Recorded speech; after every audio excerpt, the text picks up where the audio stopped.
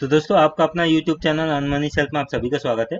तो आज की इस वीडियो में हम लोग बात करेंगे मल्टीबैगर स्टॉक के बारे में, जो कि आपको अच्छा खासा रिटर्न दे सकती है। एक्चुअल में मल्टीबैगर स्टॉक होता क्या है उसको भी थोड़ा हम लोग समझेंगे, लेकिन उससे पहले अगर आपने इस चैनल को सब्सक्राइब नहीं किया है तो उसको सब्सक्राइब करें, साथ ही बेल में ऑल का नोटिफिकेशन जरूर ऑन करें। और इस चैनल का एक डिस्क्लेमर भी है, तो इस डिस्क्लेमर को आप पूरा तरीके से पढ़ें। संक्षिप्त में जो लोग इस चैनल से जुड़े हुए हैं या जुड़ना चाहते हैं उनके लिए ये है कि ये चैनल एक एजुकेशनल चैनल है, और इस चैनल के माध्यम से या मेरे माध्यम से या वीडियो के माध्यम से किसी भी तरह का कोई भी बाय सेल का रिकमेंडेशन नहीं है। आप अपना खुद का एनालिसिस करें, अदरवाइज जो सेबी रजिस्टर्ड एनालिस्ट है उनके थ्रू ही कोई चीज़ें आप लोग ले। तो चलिए वीडियो को हम लोग कंटिन्यू करते हैं।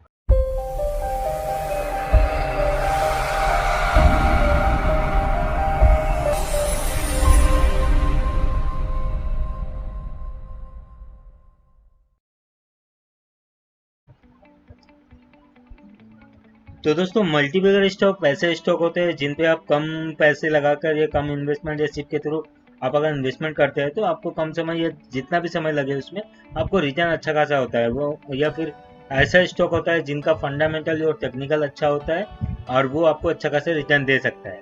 लेकिन यहाँ पर मैं जिन स्टॉक के बारे में बात करने वाला हूँ उसमें मैं एक्चुअल में जो हमारा एनालिसिस रहेगा वो टेक्निकल बेसिस पे रहेगा। हाँ, लेकिन यहाँ पर हम लोग जस्ट एक ओवरव्यू कर लेंगे फंडामेंटल पे कि जिन स्टॉक का हम लोग यहाँ पर चयन कर रहे हैं उन स्टॉक का फंडामेंटल कैसा है, ताकि आप जब डिसीजन लेते हैं इन्वेस्टमेंट या सिप का तो आपको वहाँ पर एक अच्छा सुविधा मिले और आप अपना एनालिसिस अच्छा तरीका से वहाँ से कर सकेंगे। तो ठीक है, तो चलिए वीडियो को ज़्यादा लंबा नहीं करते, हम लोग यहाँ पर क्या करते हैं उन स्टॉक को देखते हैं जिनको हम लोग मल्टीबैगर स्टॉक में सिलेक्ट किए हैं। ठीक है, तो उसमें से देखिए सबसे पहला स्टॉक जो है ये बकरंगी है। और जिन लोगों ने इस पे बड़ा लॉस किया होगा वो लोग इस स्टॉक को आई थिंक कि अभी तक नहीं भूले होंगे। ठीक है, तो ये स्टॉक एक अच्छा मतलब स्टॉक था। यहाँ पर आप देख सकते हैं, अगर इसका चार्ट पे आप ध्यान देंगे तो ये स्टॉक जो हाई प्राइस था, ठीक है, इसका प्राइस आप देखेंगे ये लगभग इसका जो लास्ट हाई बना था मतलब वो बना था लगभग, यहाँ पर आप देख सकते हैं, यहाँ पर आपको दिखेगा, तो इसका जो हाई बना था 515 रुपये का। और ये कौन सा टाइम था, ये था 23 जनवरी 2018। और उसके बाद आप देखेंगे यहाँ पर एकदम रेड कैंडल कंटिन्यू बनता गया। तो ये रेड कैंडल यहाँ पर क्यों बना, ठीक है, ये भी आपको थोड़ा यहाँ पता होना चाहिए। जब हम लोग इस स्टॉक को सिलेक्ट कर रहे हैं इसको भी आपको थोड़ा समझ में आना चाहिए। तो ये रेड एक मूवमेंट के साथ देखेंगे जो स्टॉक है वो एकदम लगभग 174 के आसपास प्राइस आ गया था, फिर थोड़ा एक पुल बैक हुआ, उसके बाद ये फिर से कंटिन्यू करता हुआ देखेंगे यहाँ पर एक नीचे का प्राइस लगभग 29-27 के आसपास ये एक लो बनाया था। ठीक है, तो ये स्टॉक का गिरने का कारण क्या था कि ये कंपनी का जो ऑडिटर था, ठीक है, प्राइस वाटरहाउस कूपर, उसने ही इस कंपनी का जो खाता है बही खाता बुक कीपिंग उस पर घोटाला होने का आरोप लगाया था। ठीक है, आरोप नहीं, ये मतलब श्री सेबी के साथ भी मतलब वहाँ पर उनके खातों में जांच हुई थी, तो वहाँ पर भी उनका मतलब थोड़ा बहुत समझ में ऐसा लग रहा था कि खातों में गड़बड़ी है करके। ठीक है, तो मैनिपुलेशन मतलब प्राइस मैनिपुलेशन, वॉल्यूम मैनिपुलेशन, इन सारी चीज़ों का आरोप लगा था, जिसके कारण ये स्टॉक एक जेम स्टोन से एक रोड स्टोन बन गया। ठीक है, तो अब यहाँ पर ये क्या जेम स्टोन बन सकता है फिर से, इसीलिए मैंने ये स्टॉक को यहाँ पर इंक्लूड किया है। ठीक है, तो इसका कारण आपको पता है कि यहाँ से किस कारण से गिरा था। अगर आपको नहीं भी पता है तो इसका एक अलग से वीडियो भी रहा होगा मेरा, तो इसको भी आप अगर देखना चाहते हैं तो यहाँ पर जो स्टॉक डीएनए टेस्ट यहाँ पर ही जो है हमारा स्टॉक ये है। ठीक है, ये बकरंगी डीएनए टेस्ट अगर आप देखेंगे, ये स्टॉक, इसको अगर आप लोग यहाँ चेक करेंगे तो आपको यहाँ पर ये मिल जाएगा। और यहाँ पर मेरा जो डिसीजन था इस स्टॉक के प्रति वहां पर, ठीक है, ये स्टॉक का क्या हमारा डिसीजन था वो भी आपको वहां पर पता चल जाएगा। तो चलिए अभी हम लोग फिलहाल अपना अभी एनालिसिस करते हैं। तो देखिए अब हमने क्या करना है, जो वक्रंगी है इसको मेरा जो एनालिसिस है उसके हिसाब से हम लोग इस पे बाई का मुझे लगता है अभी करना चाहिए। ठीक है, किस लेवल पे करना चाहिए उसको देखते हैं और कारण क्या है वो भी जान लेंगे। अभी आप देखेंगे यहाँ पर मैंने जो टेक्निकल इंडिकेटर्स का यूज़ किया है उसको यहाँ पर आप देख सकते हैं। यहाँ पर मैंने 50 मूविंग एवरेज, 100 मूविंग एवरेज और 200 मूविंग एवरेज को इंक्लूड किया है, साथ ही यहाँ RSI को यूज़ किया है। एक 14 का, एक 21 का, ठीक है। तो अभी हम लोग यहाँ क्या देख रहे हैं, जो ये लेवल है, ठीक है, ये कौन सा है, 200 मूविंग एवरेज है। 200 मूविंग एवरेज यहाँ पर ही कहाँ पर है आपका, लगभग 44 के आसपास है, और प्राइस भी लगभग इसी के आसपास है। एक बार इसने 200 मूविंग एवरेज को ब्रेक किया था यहाँ पर, ठीक है। ऑलरेडी यहाँ पर देखेंगे 200 मूविंग के आसपास आने से ये एक बार रिट्रेस हो जाता है, मतलब जब, ठीक है, तो रिट्रेस होने के बाद यहाँ से एक अच्छा मूवमेंट इसमें मिलता है, और फिलहाल अभी यहाँ पर एक ब्रेक करने के बाद फिर से एक रिट्रेस होता हुआ दिख रहा है। तो अब यहाँ से क्या हो सकता है, मुझे लगता है कि ये अभी यहाँ से एक अच्छा मूवमेंट कंटिन्यू करना चाहिए, ठीक है। अगर ये 44 के प्राइस पे आप बाई भी करते हैं तो आपका यहाँ स्टॉप लॉस क्या बनता है उसको हम लोग पहले देखते हैं, ये वाला। तो इसको हम लोग डीप कर देते हैं थोड़ा, तो जो आपको अच्छा तरीका से दिखे इसका कलर,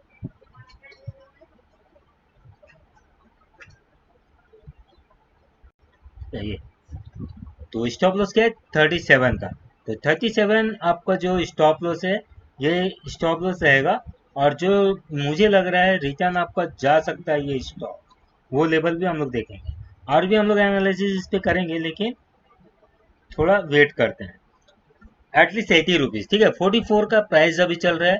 आप अगर यहाँ बाय करते हैं तो ये आपका 80 रुपीज़ का प्राइस मूवमेंट के हिसाब से आपको ये दिखा सकता है। और और ये स्टॉक का क्या कारण है, देखते हैं हम लोग इसको क्या करते हैं, वीकली चार्ट पे आते हैं।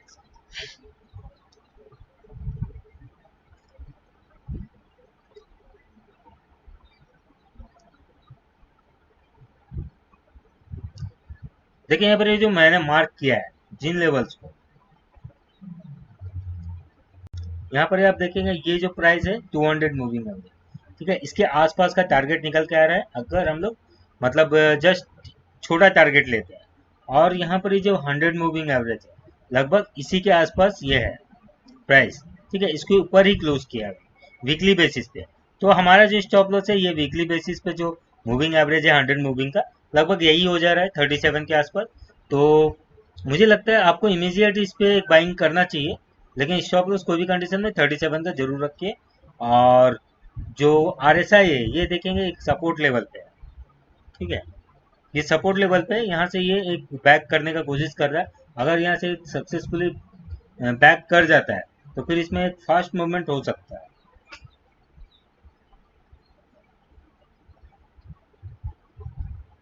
ठीक है।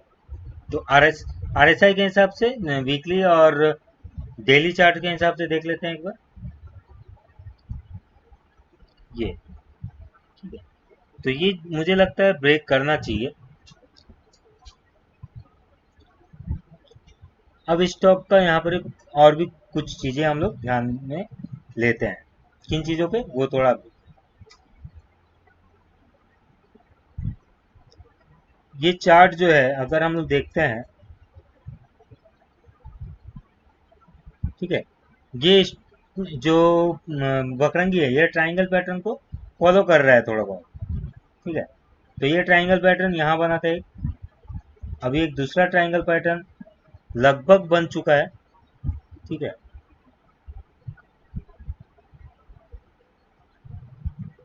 यहाँ पर आप देखेंगे,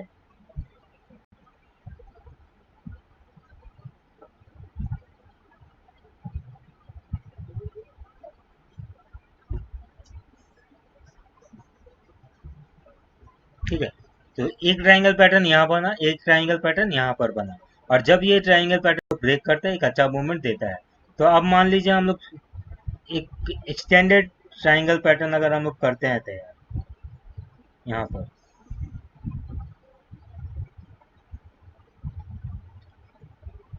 ठीक है। तो अभी यहाँ पर आपको क्या दिखेगा, फॉल्स यहाँ पर ब्रेकआउट दिया था ट्रायंगल में, यहाँ पर भी एक फॉल्स डाउन ब्रेकआउट दिया है, और ये तुरंत ये ट्रायंगल के अंदर ये चला गया है प्राइस, ठीक है। एक्चुअल में देखिए अगर हम लोग ट्रायंगल को देखते हैं ना तो लॉन्ग टर्म फ्रेम पे ये अच्छा वर्क करता है, ठीक है। तो वीकली पे हम लोग देख लेते हैं कि कैसा कुछ पैटर्न बन रहा है या नहीं।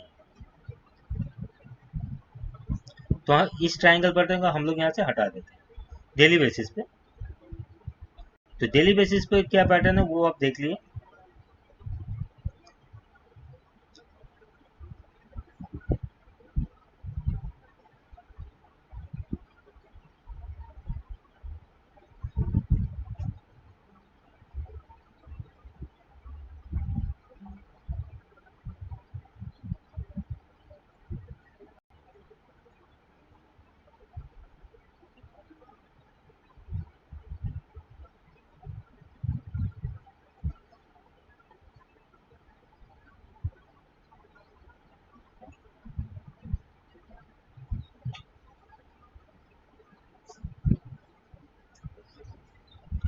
ठीक है। तो अभी हम लोग देखेंगे यहाँ पर ऑलरेडी इस जगह में ट्राइंगल पैटर्न को ब्रेकआउट दे दिया था, और ट्राइंगल पैटर्न को जब भी ब्रेकआउट देता है तो लगभग ये जो डेप्थ है ना, डेप्थ के बराबर एक मूवमेंट देना चाहिए।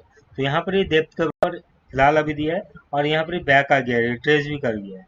रिट्रेस होने के बाद यहाँ पर ये जब देखेंगे, ये जो वीकली कैंडल बना है ना, इसमें एक वॉल्यूम आ चुका है, ठीक है। ये वॉल्यूम आ चुका है, यानी कि यहाँ से एक अच्छा रिवर्सल यहाँ पर ही इस स्टॉक में दिख रहा है। तो इस स्टॉक में और कुछ भी हम लोगों को बात नहीं करना है, हम लोगों को बस ये लेवल से याद रखना है। 37 का स्टॉक का साथ आपको बाई करके जाना है इस स्टॉक का, और इमीडिएट टारगेट इसका मुझे लगता है 80 के आसपास जरूर होना चाहिए। और अगर 80 के ऊपर भी सस्टेन कर जाता है, ठीक है, तो फिर ये एक अप ट्रेंड में आ जाएगा ये स्टॉक, और कभी भी इसमें एक अच्छा अप मूवमेंट आपको दिख सकता है, जो कि इसको कम से कम ये लेवल तक का मूव दे देगा, ठीक है। ये लेवल 144 का आसपास तक का लेवल, ठीक है। तो अब यहाँ पर हम लोग इसका टेक्निकल देख लिए, तो एक्चुअल में यहाँ पर बकरंगी का जो थोड़ा फंडामेंटल है उसको भी देख लेते हैं। तो इसका जो मार्केट कैपिटल है वो है आपका 4698 करोड़ कैपिटल का। और ये जो कंपनी है वो क्या कंपनी है आप देख सकते हैं।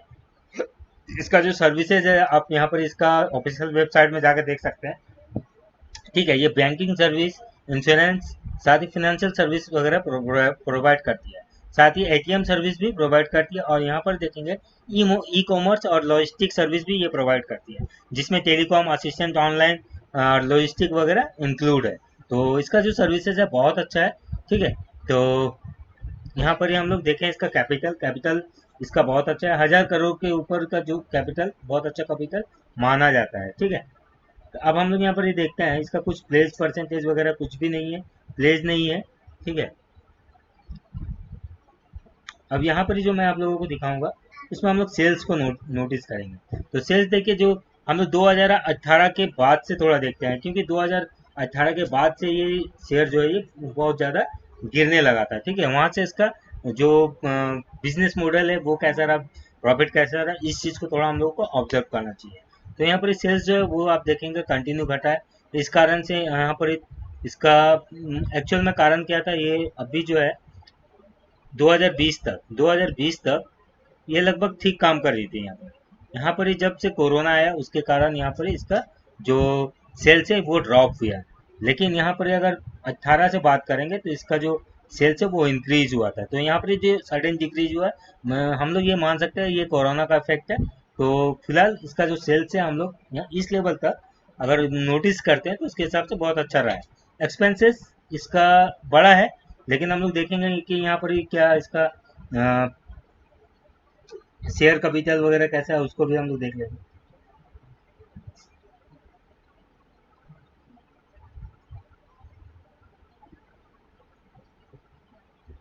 प्रॉफिट एंड लॉस में भी हम लोग सेल्स को अगर देखते हैं तो वही हमें नज़र आएगा।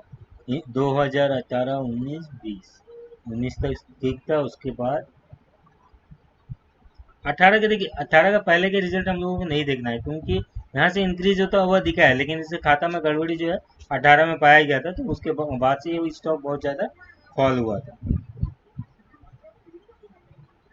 शेयर कैपिटल देखिए, शेयर कैपिटल अब हम लोग को क्या है कि इसका जो कैपिटल इंक्रीज हो रहा है, ठीक है, उसमें क्या वो शेयर्स को सेल करके कैपिटल इंक्रीज कर रहा है क्या, उसको हम लोग थोड़ा ऑब्जर्व करते हैं। तो 2018 के बाद जो इसने 106 करोड़ का जो शेयर इशू किया था या सेल किया था, उसमें जो है वो सेम ही है ना, इंक्रीज नहीं हुआ। तो इस हम लोगों के लिए ये थोड़ा एक अच्छा पॉजिटिव रह सकता है, ठीक है। अगर ये शेयर को और बाइक सेल करके अगर पैसा इकट्ठा करते तो थोड़ा अच्छा नहीं रहता हमारे लिए। और रिजर्व को अगर देखेंगे तो रिजर्व यहाँ पर क्या था, 2018 में 2487 करोड़ के आसपास इसका रिजर्व था। रिजर्व यहाँ पर इंक्रीज हुआ है, तो जो कि हमारे लिए अच्छी बात है और कंपनी के लिए अच्छी बात है। रिजर्व अगर इनका इंक्रीज हो रहा है एक अच्छा स्ट्रॉन्ग फंडामेंटल माना जाता है, ठीक है।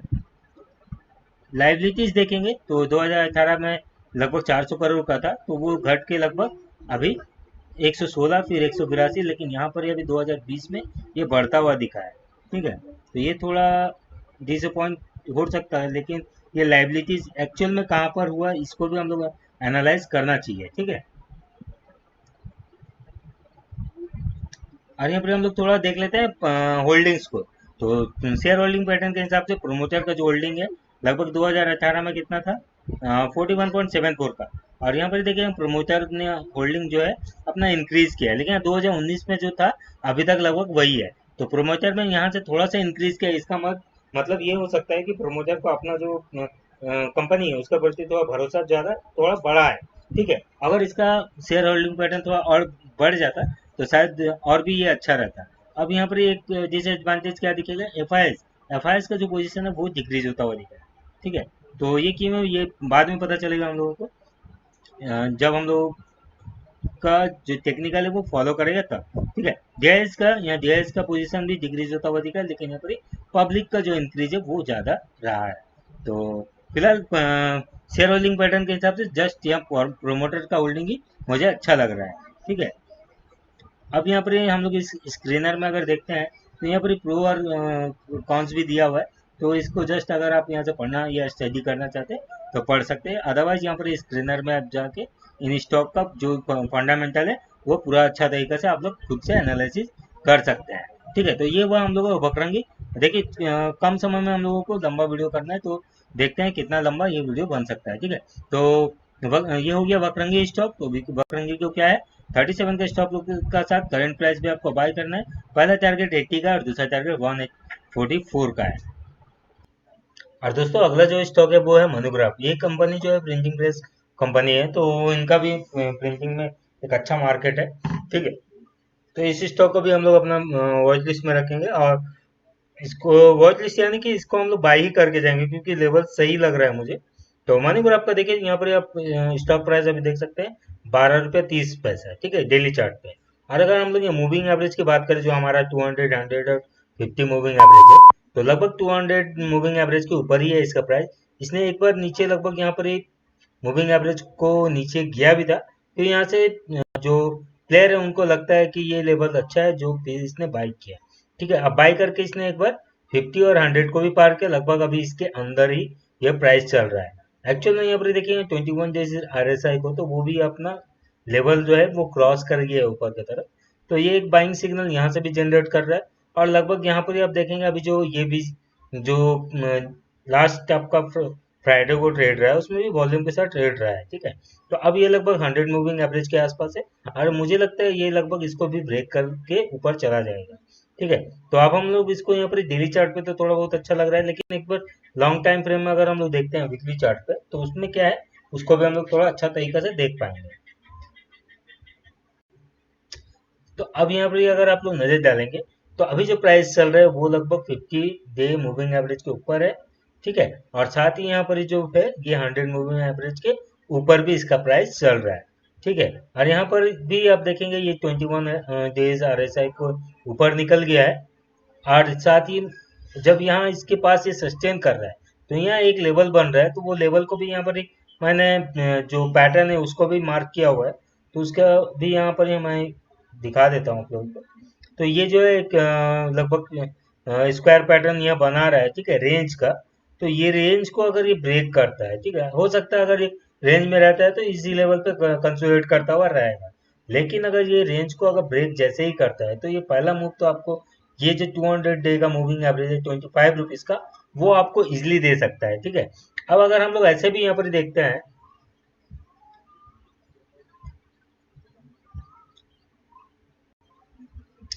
ठीक है, अगर हम लोग एक सिंपली रे को भी यहाँ पर ड्रॉ करते हैं ये वाला, और साथ ही यहाँ पर भी,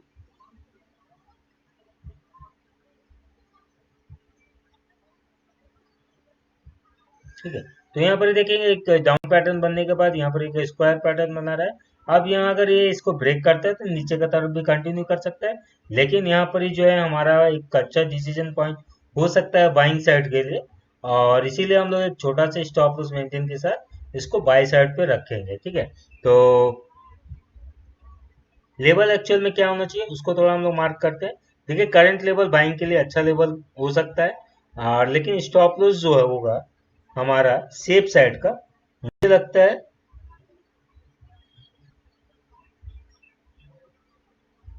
ये जो हम लोग स्क्वायर ड्रॉ किया है ना जैसे उसका नीचे में, ठीक है, तो इसको अगर हम लोग अच्छा तरीका से मार्क करते हैं ब्लू कलर से, तो 9 रुपया 50 पैसे के नीचे हम लोगों को स्टॉप लॉस मेंटेन करना है।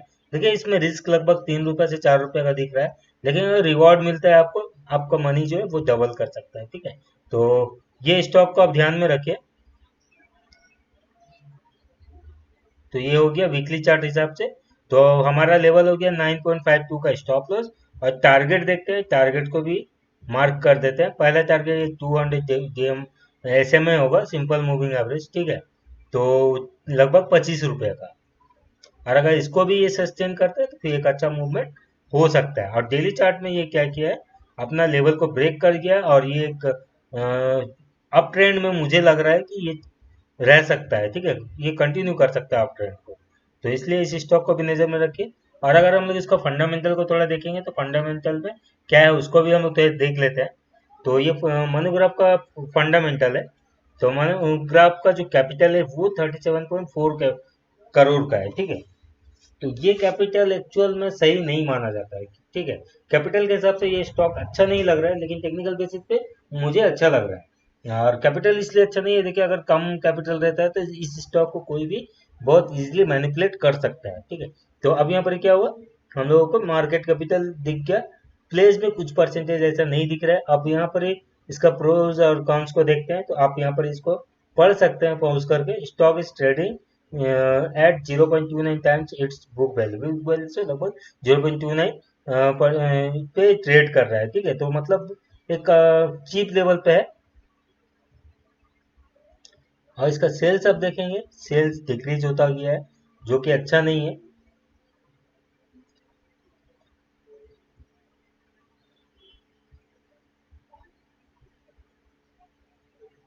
इसका प्रॉफिट भी लगभग डिक्रीज होता गया है। रिजर्व रिजर्व भी इसका डिक्रीज होता गया है। लेकिन शेयर कैपिटल जो को त्यों है, मतलब मेंटेन किया हुआ है। तो लेस कैपिटल कंपनी है, तो ऐसा कोई ये नहीं है इसमें।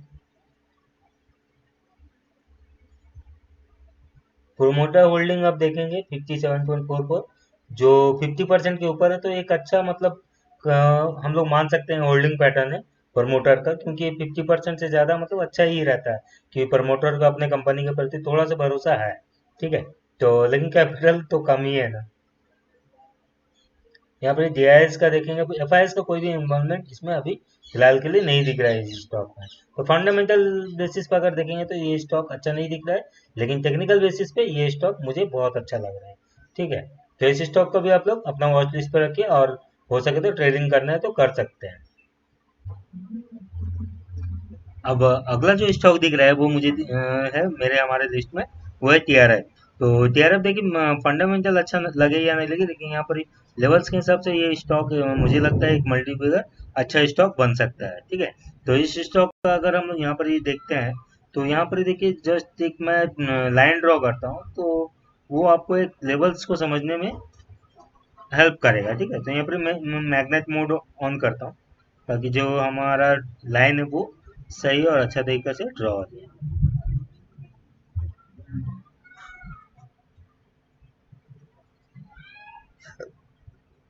यहाँ एक मैंने ट्रेन लाइन ड्रॉ किया है, और साथ ही यहाँ पर भी मैं एक ट्रेन लाइन ड्रॉ कर रहा हूँ, ठीक है।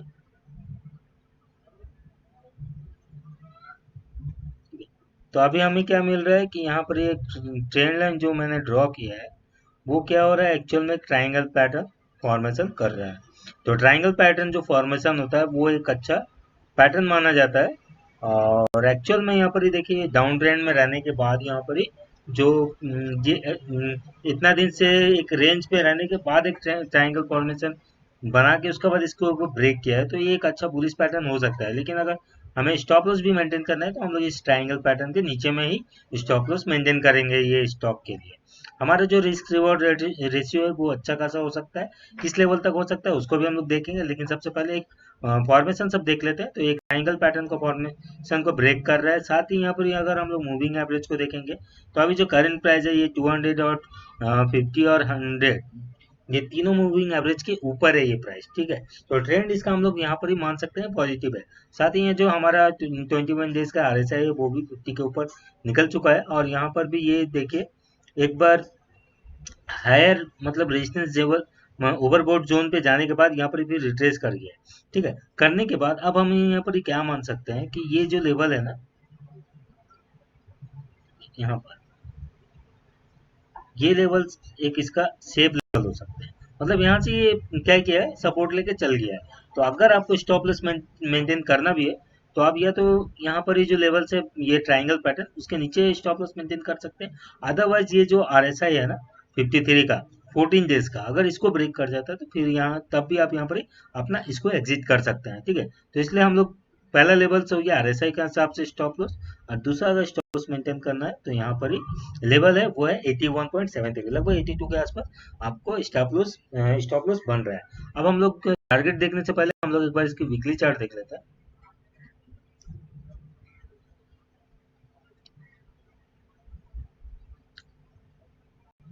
तो यहाँ पर वीकली चार्ट फॉर्मेशन में भी अगर आप क्लियरली देखेंगे तो यहाँ पर भी एक ट्रायंगल पैटर्न फॉर्मेशन बन रहा है। ठीक है, तो इसको मान लीजिए मैं थोड़ा यहाँ एक्सटेंड कर देता हूँ, ये एक्सटेंड हो गया।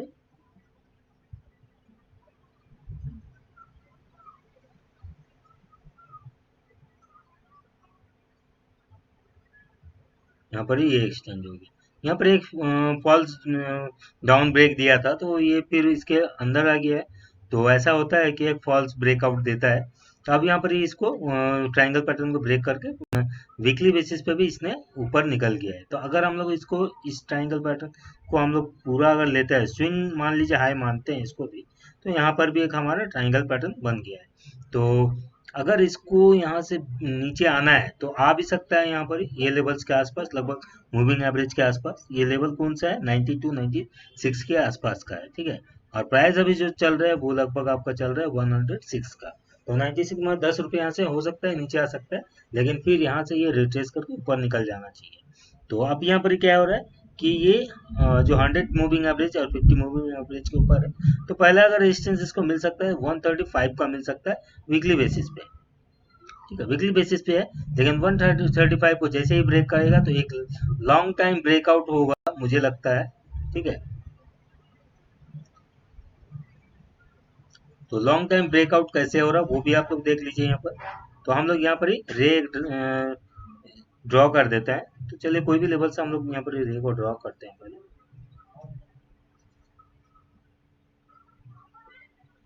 यहाँ पर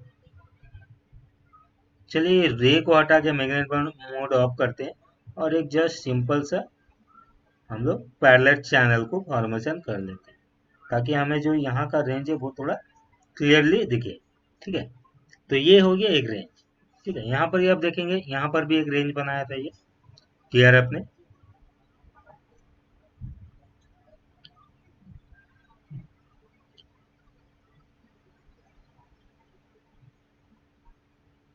और यहाँ पर इसने भी एक डाउन डाउन फिर यहाँ पर एक पुल बैक, फिर यहाँ पर डाउन साइड में। और यहाँ पर अगर हम लोग पुल बैक भी मानते हैं तो एटलीस्ट ये 311 रुपये तक का पुल बैक दिखा सकता है। ठीक है, तो एक एजम्पशन करते हैं ये कौन सा लेवल तक आ सकता है। तो यहाँ से अगर ये मान लीजिए किसी तरह का फ्लैग पैटर्न बनाता भी है तो ठीक है, यहाँ तक ये 365 कौन सा लेवल तक आ सकता है, लग रहा है 365 ये लेवल था। ठीक है, तो 106 के आसपास अगर आप इसको बाई करते हैं तो 369 के आसपास इसका प्राइस आता है, लगभग आपका 1/3 मतलब आपका 1:3 का एक अच्छा रिस्क रिवॉर्ड ये स्टॉक का भी बन सकता है। ठीक है, तो देखिए यहाँ पर ये स्टॉक आप लोग अपना मल्टीबैगर स्टॉक लिस्ट में ऐड कर सकते हैं। अब थोड़ा इसका हम लोग फंडामेंटल देख लेते हैं। तो आपको यहाँ पर ये स्टॉक का क्या मिल गया, आपका टारगेट और स्टॉप लॉस मिल गया है। अगर प्राइस एक्शन के हिसाब से 81 का हो रहा है और 369 का टारगेट हो रहा है। और अगर यहाँ पर स्टॉप लॉस आपको देखना है तो आरएसआई के हिसाब से 53, अगर 14 डेज का आरएसआई 53 को ब्रेक करते हैं तो भी आप लोग वहां से एग्जिट कर सकते हैं। ठीक है, अब टीआरएफ का कुछ फंडामेंटल देख लेते हैं। टीआरएफ जो है वो एक मेटेरियल हैंडलिंग इक्विपमेंट कंपनी है। ठीक है, तो इसका अगर ज्यादा कुछ नहीं, हम लोग यहाँ पर कैपिटल देखते हैं 117 करोड़, तो 100 के आसपास का कैपिटल है। तो भी ये उतना अच्छा नहीं माना जाता है, कैपिटल बेसिस पे ये स्टॉक अच्छा नहीं है। ठीक है, लेकिन अगर डेप्थ देखते हैं, डेप्थ भी इसका 241 है, तो डेप्थ बेसिस पे भी ये अच्छा नहीं, प्लेस 0 है। हम लोग पी इन सभी चीज़ों का जिक्र यहाँ पर ही नहीं कर रहे, कुछ जो देखना चाहिए उसी को हम लोग थोड़ा ऑब्जर्व कर लेते हैं। यहाँ पर सेल्स देखिए 2021 में इंक्रीज हुआ है, 20 में घटता गया था, लेकिन यहाँ पर सडन इसमें एक इंक्रीज दिख रहा है सेल्स में, ठीक है, ये दिख रहा है हमें। और प्रॉफिट बिफोर टैक्स यहाँ पर जो लॉस था जो वो थोड़ा घटता हुआ दिखा है, ठीक है। यहाँ पर 2020 में इंक्रीज था, लेकिन यहाँ पर 2021 में थोड़ा घटता हुआ दिखा है मार्च क्वार्टरली में।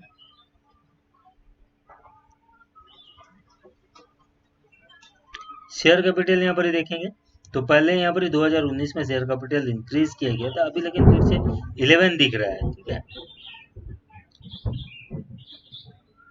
रिजर्व पहले 2020 तक अगर हम लोग यहाँ पर रिजर्व इंक्रीज हो रहा था, और अभी यहाँ पर लगभग आसपास ही है, रिजर्व ऐसा कुछ नहीं है, नेगेटिव में है इसका।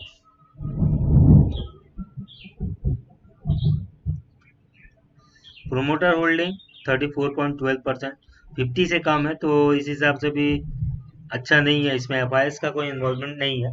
तो देखिए फंडामेंटल बेसिस से अगर हम लोग देखेंगे तो स्टॉक कुछ खास नहीं लग रहा है, लेकिन अगर हम लोग जस्ट टेक्निकल को फॉलो करते हैं तो ये स्टॉक एक अच्छा मल्टीप्लेयर बन सकता है। तो देखिए कोई भी हम लोग स्टॉक को सिलेक्शन करते हैं, चाहे फंडामेंटल हो या जो भी हो, उसको अगर ऑब्जर्व करने के बाद अगर आप लोग टेक्निकल देखते हैं तो वहाँ पर ही आपका प्राइस एक्शन कंफर्म हो जाता है। तो यहाँ पर देखिए स्टॉप लॉस भी हम लोग को नियर है, और जो टारगेट है एक अच्छा खासा टारगेट हमें दिख रहा है। तो ये स्टॉक को आप लोग नजर में रखिए।